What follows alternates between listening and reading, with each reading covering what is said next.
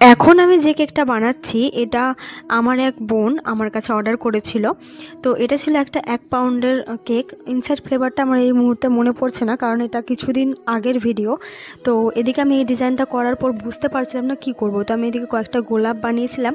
আর আমার হাতটাকে তোমরা ইগনোর করো পারলে, কারণ কালারের যে বোতলটা ছিল সেখান থেকে অনেকটা বেরিয়ে গেছিলো, তাই আমার হাতের অবস্থাটা ঠিক এরকম হয়েছিল।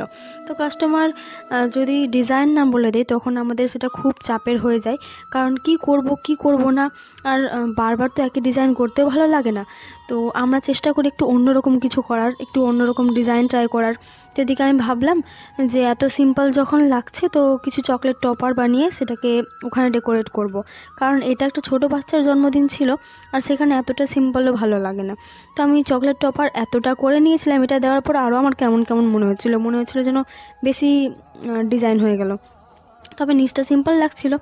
এবার এটাকে কি করব ভেবে লাস্টে আমি এই ফয়েলগুলো অ্যাড করলাম আর সুগার বল দিলাম। আর আমার একটা জিনিস আছে, আমি যখনই কোনো কেকটাকে একটু ভালো করতে যাই তখন বেশি সুগার বল দিয়ে দিই।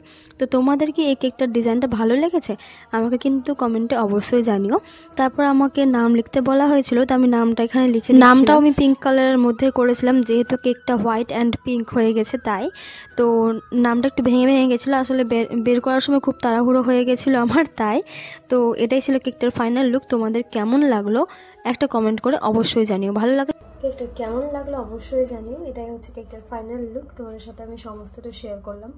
কেমন লাগলো অবশ্যই জানিও। ভালো লাগলে লাইক, কমেন্ট অ্যান্ড শেয়ার করতে ভুলো না। টাটা।